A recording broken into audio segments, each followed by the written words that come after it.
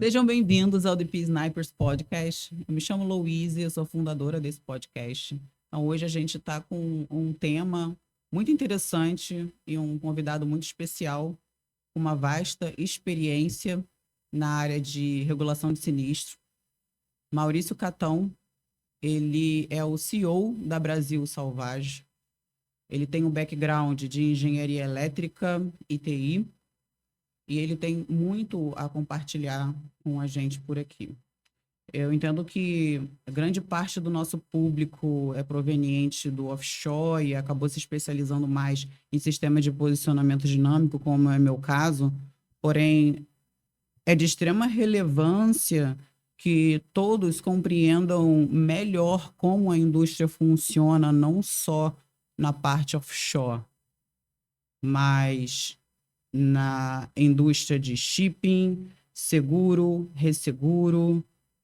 É um ecossistema complexo, e quanto mais conhecimento você tem, melhor você pode atuar em qualquer área e até utilizar o seu conhecimento técnico para atuar em outras áreas relacionadas.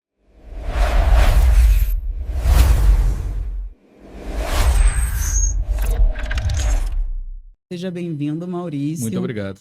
É um prazer te receber aqui. Então, Igualmente. seria muito interessante que você compartilhasse todo o seu conhecimento, uma bagagem já bem antiga, desde a década de 90 que você atua na, na parte de seguros, nessa indústria de seguro, resseguro, fazendo o claim adjuster, né? Isso.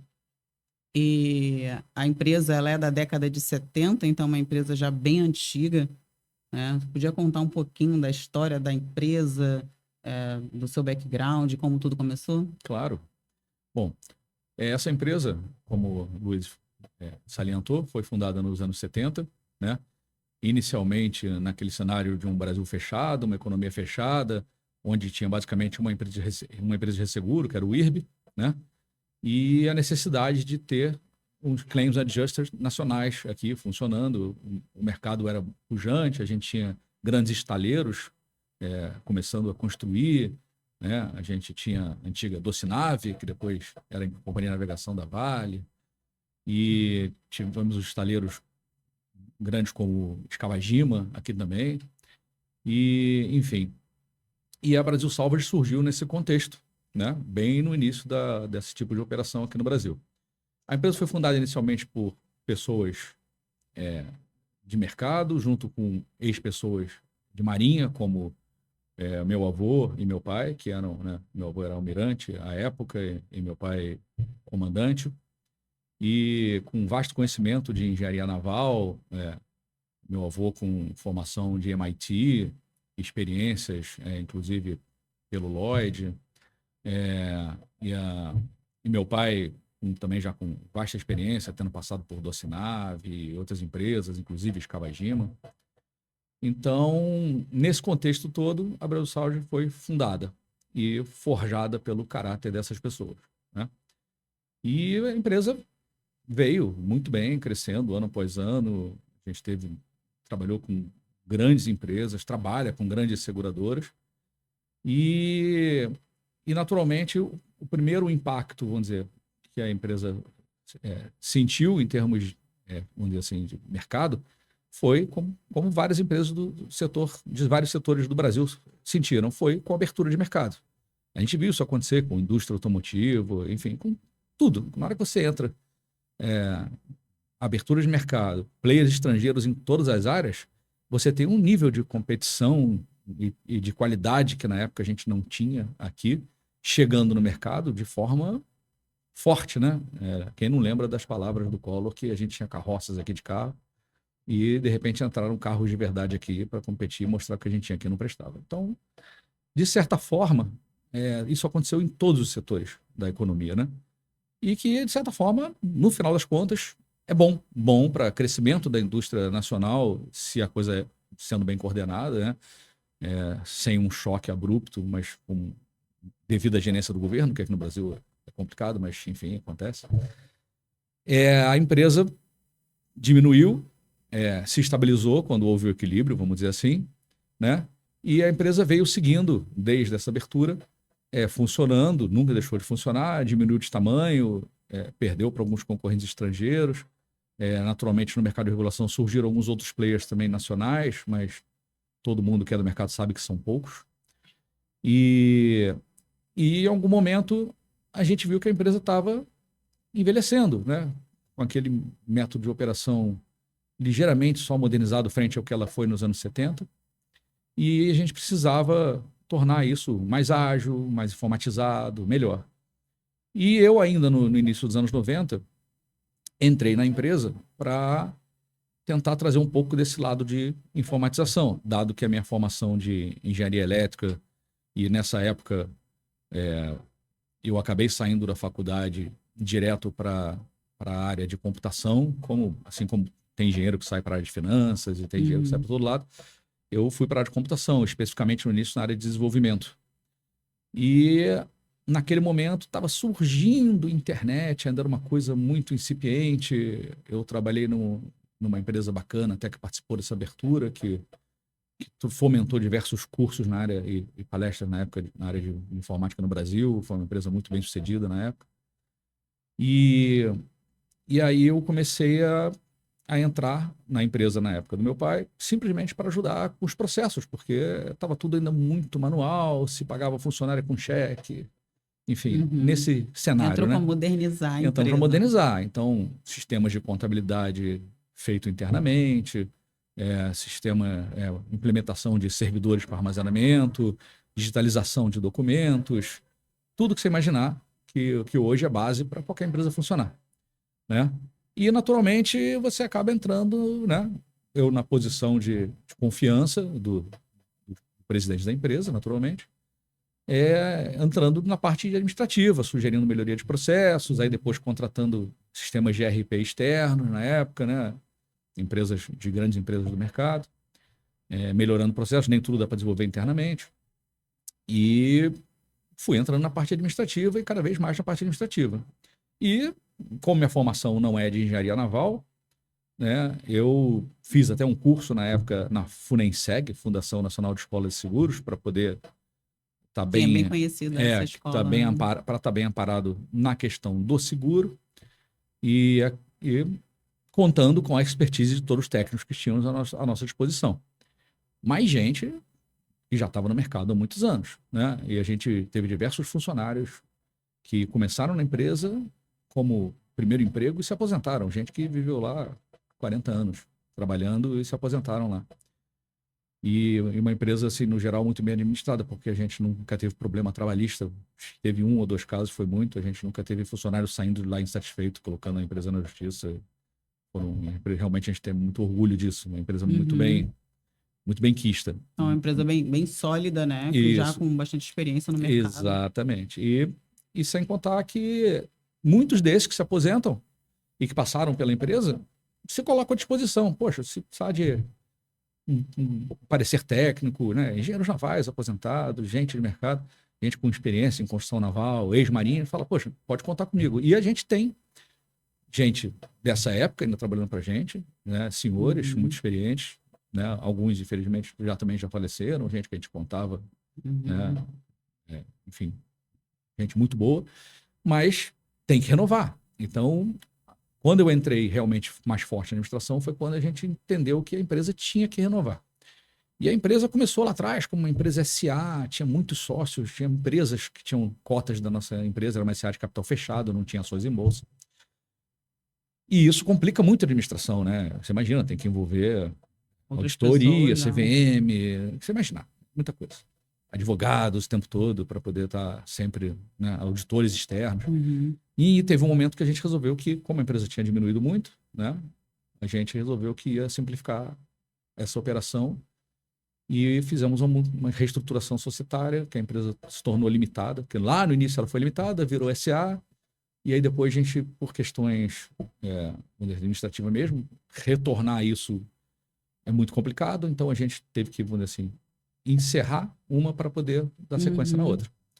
Então, na verdade, nunca parou a operação, porque foi uma simples alteração, como a gente já cansou de receber de seguradoras que trabalhavam com a gente, e falou, olha, agora a gente vocês faturam por esse CNPJ aqui, porque a gente mudou, fundiu, Entendi. separou, etc. É a mesma coisa nós. Então a gente mudou o CNPJ, virou limitada, estamos num trabalho de modernizar. Estamos trazendo gente nova, temos gente recém-saída de marinha, ávida para trabalhar, temos gente já com mais experiência do quadro antigo, temos correspondentes pelo Brasil todo, quando a gente precisa de uma vistoria imediata que não tem gente no local, a gente tem gente para acionar e para passar todos os insumos necessários para fazer essa vistoria e fazer a regulação do sinistro. Então, a gente está bem aparado, a operação nunca deixou de acontecer, é uma empresa que tem laudos muito bem quistos no mercado, as seguradoras confiam nos nossos pareceres e estamos aí para fazer a empresa crescer. Ah, que ótimo. É um mercado muito bom, porque todo navio precisa de seguro. Com certeza. Então, dentro dessa apólice, eram algumas coberturas, né? Então, dessas coberturas, que é Hull and Machinery, P&I e o Loss Of hire. Como que a empresa ela atua? Bom, o funcionamento básico, acho que de qualquer reguladora, em qualquer ramo de seguro, né, é receber a documentação para poder analisar. Claro que grandes riscos são sempre mais complexos, tem muito mais documentação envolvida. Então, começando do simples, né? Falamos de casco, né? Teve alguma questão, casco e máquina, né? Vamos botar dessa forma, né? Casco e máquina, aconteceu um sinistro, normalmente essa coisa é dinâmica. Navio é um equipamento multimilionário, envolve cifras imensas, envolve naturalmente carga, que são de terceiros, né? Então as responsabilidades envolvidas são muito grandes. O navio não pode simplesmente, para aí, resolve com calma, né? Você imagina um exemplo bobo, um navio com carga frigorífica, né? Aquilo estraga, aquilo tem validade, é perecível.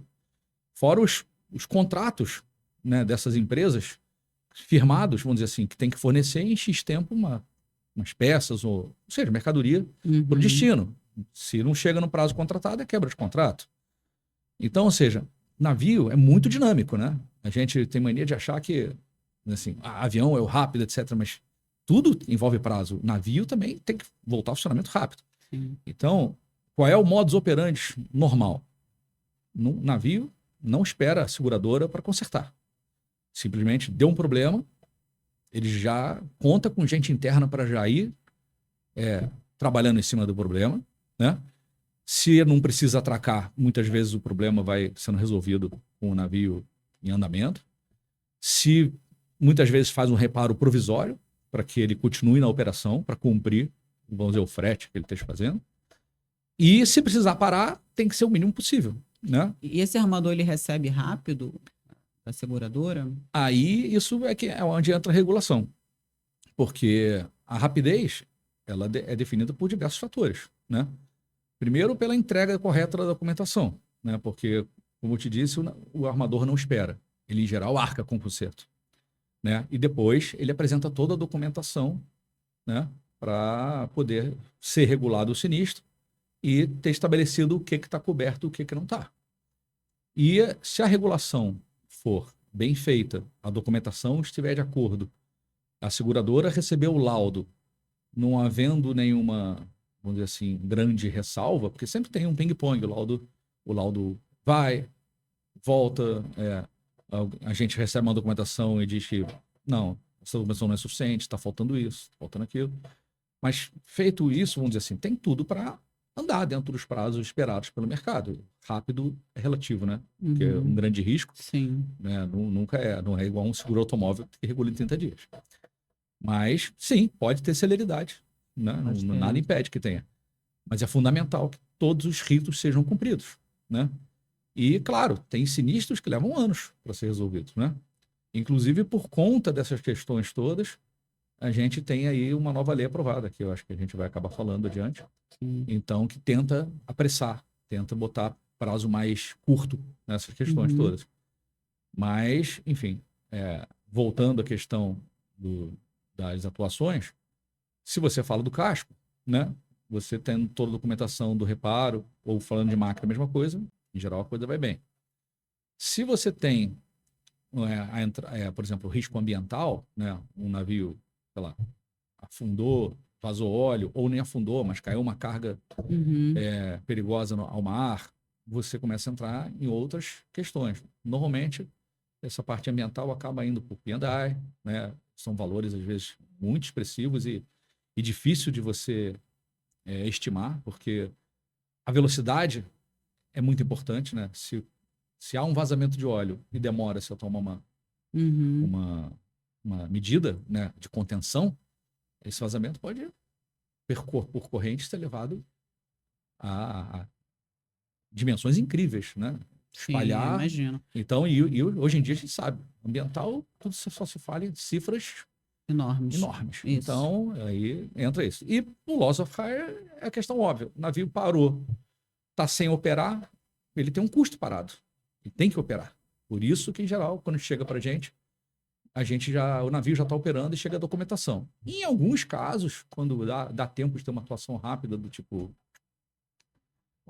vamos atracar no dia tal, porque não vai ter jeito, vai ter que atracar, deu um problema grave aqui no motor. Se a gente consegue receber de antemão o aviso do sinistro, que é o processo inicial, né? Você tem um aviso do sinistro e a seguradora, normalmente, no mesmo dia, ela avisa o regulador que ela vai acionar para aquele caso. É assim, é muito rápido. Realmente são muito eficientes, até porque na lei nova, a gente pode comentar adiante de novo, esses prazos são muito exíguos, então tem que ser rápido. Então chega o aviso sinistro, se a gente estiver sabendo que vai atracar no dia tal, a gente pode acionar um historiador para estar lá, para já ver imediatamente o ocorrido, mas essa atualização da legislação foi em final do ano passado, né? Foi, final do ano passado. Quais são os impactos que você encontra, tendo em vista que seguradoras, né, internacionais estão envolvidas e a legislação é brasileira? Pois é. Olha, isso foi motivo de inúmeras reuniões com seguradoras, porque o que acontece? A seguradora tem muita preocupação de ter uma empresa de regulação que seja capaz de cumprir as normas, né? Se você não for capaz, você não vai conseguir regular. Não regulando, você tem impacto para a seguradora, tem impacto para o cliente e a novidade da lei tem impacto para o regulador. Porque se ficar comprovado nessa nova lei que você não regulou nos prazos estabelecidos, né, simplesmente parte daquele prejuízo vai cair em cima de você, né? Porque você é corresponsável, você vai responder junto, né? Então, isso não existia. Então, hoje, o regulador tem que ter agilidade e qualidade, coisa que já estamos implementando já há tempo na Brasil Salvage, trazendo gente nova, gente de qualidade para a gente poder atender. Só para você ter uma ideia, assim, olhando a letra fria da lei, a regulação tem que ser feita em 30 dias. Nossa. Então você fala, poxa, como é que você vai regular um grande risco em 30 dias, né? Para deixar claro, esse público não tem ninguém leigo, mas vamos usar um exemplo clássico, né? O caso da Air France que caiu lá no mar. Sim. Você imagina se você vai dizer, olha, tem que regular em 30 dias. É grande risco, não tem como. Levou mais de ano para pegar a caixa preta. Sim. Claro. Então, assim, só que, claro, toda lei você tem as nuances. E o que diz assim na letra fria da lei? Você tem um prazo de 30 dias que pode ser prorrogado até 120 dias com autorização da SUSEP. Ou seja, já entrou a burocracia. Então, a gente não pode simplesmente, não, olha, vamos precisar dos 120. Não é assim, você tem que pedir autorização. Então, ou seja, complicado. Mas a lei, não vou dizer assim, a gente não pode culpar a lei, né, dizer que ela é mal feita ou que ela é bem feita, mas assim, a lei ela tem lá os mecanismos de você travar o prazo, né? O que seria travar o prazo? Chegou o aviso do sinistro.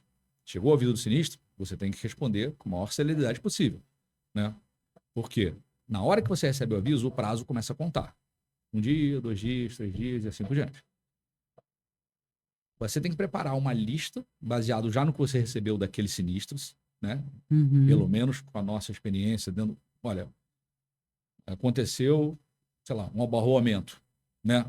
Recebe foto, Hoje, a tripulação lá dentro, etc., tem plenas condições de começar a fornecer informação ainda antes do navio estar disponível para reparo.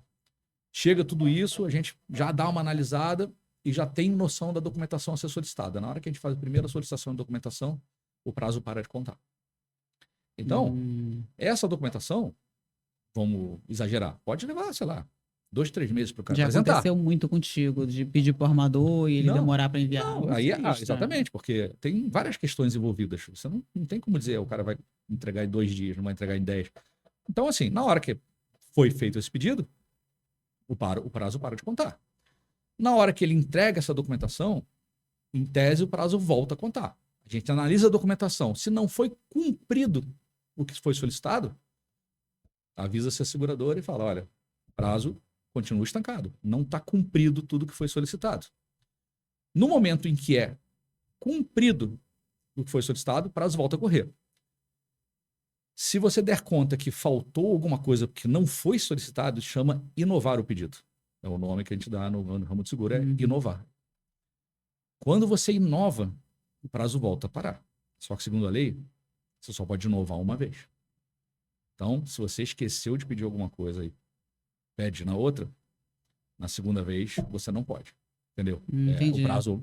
Então, assim, eu estou simplificando bastante aqui. Porque... Investigação de incidente é muito interessante, porque é um trabalho de detetive. Com certeza. Quando acontece um incidente, normalmente as pessoas tendem a esconder evidências.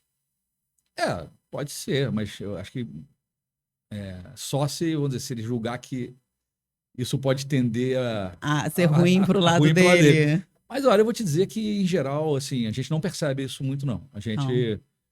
porque todo mundo tem celeridade, tem dinheiro envolvido, você imagina.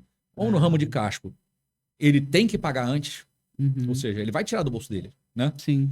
Então, é diferente, né? O seguro de carro, você vê muito caso de fraude aí, porque o cara não entra com dinheiro nenhum, só aquela franquiazinha que é uma coisa básica. Sim, sim. No de casco, muitas vezes, ele não entra inicialmente. Não estamos nem falando de franquia, porque ele já fez o reparo, né? E aí, muitas vezes, o que acontece? Se o reparo foi suficiente e resolveu, e a gente está falando de navio, de novo, cifras muito grandes. Já teve caso dele mandar o aviso de sinistro para a seguradora nos acionar, foi feito todo o reparo, ele analisou a própria documentação, reparo foi dado como ok, não atingiu a franquia. Chegou o aviso dizendo, encerra o sinistro, a gente não chegou nem a regular, porque isso... Então, assim, às vezes esse prazo deles mesmos analisarem a documentação e verificar se vale a pena acionar o seguro, até isso demora. Entendeu? Então, muitas vezes o sinistro é natimorto. Ele começa e depois se encerra, auto-encerra. Entendi. E, quando não é o caso, tem todo esse trâmite de documentação e tudo. Então, assim, eu acho que todos têm interesse em resolver rápido, né? Sim, sim. Porque já saiu. Inclusive, a empresa tem que estar saudável para Exatamente. poder manter as embarcações dela, né? Que senão...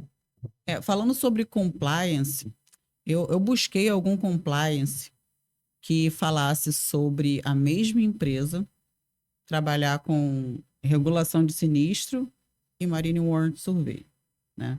São propostas diferentes, né? O Marine Warrant Survey, ele vai fazer a inspeção para assegurar que o asset está seguro. E o Claim Adjuster, ele já trabalha com o incidente. Exatamente. Né? Então, tem um pouco de distorção nisso. Qual a sua visão?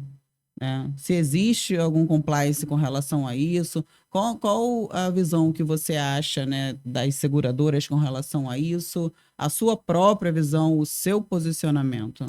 Bom, falando tecnicamente, eu acredito que a expertise tem que ser basicamente a mesma, né? Você tem que ter engenheiros, gente capacitada no mercado para poder atuar em qualquer um desses dois lados, que são dois lados de uma mesma moeda. A gente, a rigor, não atua nos dois, porque isso acho que impediria a gente de estar, vamos dizer assim, livre para atuar para qualquer seguradora que conte com nossos serviços. Sim. Porque, imagina, como é que a gente vai ter entrar conflito de numa interesse? policy, Marine Warrant Survey, já você vê a mesma pessoa, o que tem? Então, assim, não é a nossa política, a gente não participa dos dois. E, assim, o nosso core business sempre foi, desde o início, né, atuar rigorosamente na questão de regulação de sinistros, né?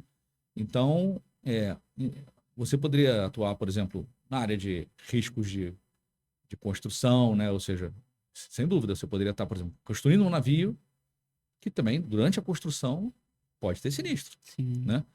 Então, a gente poderia atuar. Mas hoje, realmente, até porque não dá para abraçar né, o mundo com as pernas, a gente realmente hoje está bem focado, basicamente, em regulação de sinistro, né? Uhum. E tem muita gente boa no mercado, tem gente técnica muito Sim, capaz sim, para é fazer, verdade. né? Então, assim, a gente teve um caso recente, claramente não pode dar nome, de gente que procurou para a gente fazer alguma coisa, vamos dizer assim, nesse sentido, numa apólice que a gente já estava nomeado e a gente já estava atuando, né? Uhum. Num sinistro que já tinha acontecido. A gente claramente disse, olha, não é possível. Sim. Você contrata, tem muita gente boa de mercado, tem engenheiros navais, gente que atua a vida inteira em construção naval, gente muito boa disponível no mercado, né? Então, eu acho que não precisa. Eu sei que vocês gostam da gente, confiam na gente, a gente tem um bom histórico de regulação com vocês, mas a gente não pode Sim, atuar. Então, esse a gente tem que deixar isso bem posicionamento é claro. muito importante. Muito Sim. importante. Pois é. Eu cheguei até você. Eu pesquisei muito para encontrar o CEO da Brasil Salvagem. Então, eu entrei no site, pesquisei e muitos históricos antigos de incidentes regulados por essa empresa, né? Aquilo me chamou bastante atenção. Eu consegui chegar até você, tivemos uma reunião é, inicial Isso. anteriormente e agora estamos aqui. Então, tiveram alguns incidentes anteriores em algumas plataformas, Certo. né? Você podia passar um overview breve Olha, dos trabalhos da Brasil Selvagem no claro, passado? claro, claro. Olha, a gente atua nessa regulação basicamente em todo o âmbito, né, de navegação. E claro, a gente tem, por exemplo, supply boats, que atuam diretamente no offshore, né, trabalhando com as plataformas, e é comum, até na sua área de sistema de posicionamento dinâmico, né, a gente quando assim, é leigo e está de fora, acha que, poxa, todo navio deve ter um sistema espetacular, nunca vai dar problema, ele está ali, pode vir o mar que for, a corrente que for, que ele vai se sustentar na posição, e a gente sabe que a coisa não é assim, né? Uhum. Isso me faz lembrar, assim, fugindo um pouco do nosso assunto, mas coisa rápida, de um comandante que eu conheço da área de aviação da Marinha, em que ele atua hoje numa empresa de helicópteros.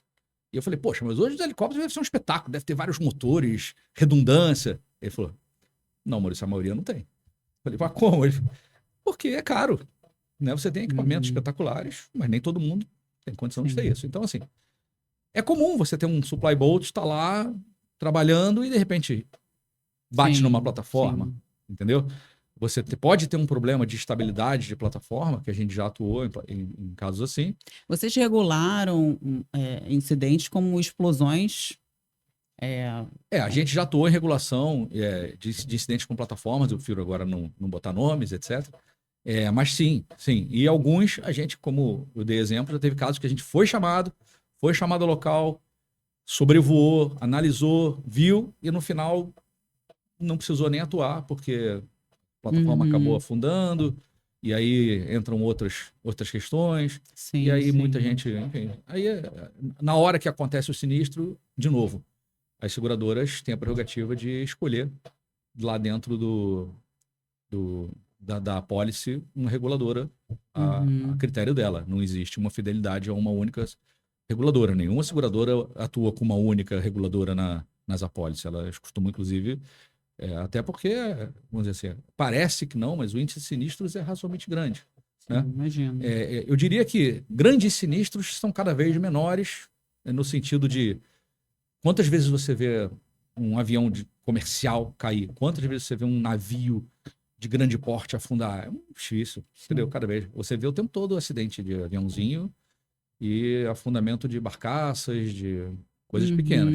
Mas nos grandes riscos, a tecnologia empregada é muito grande, o nível de segurança da navegação é muito grande. Tudo, compliance, tudo. Hoje é espetacular, tudo que é envolvido.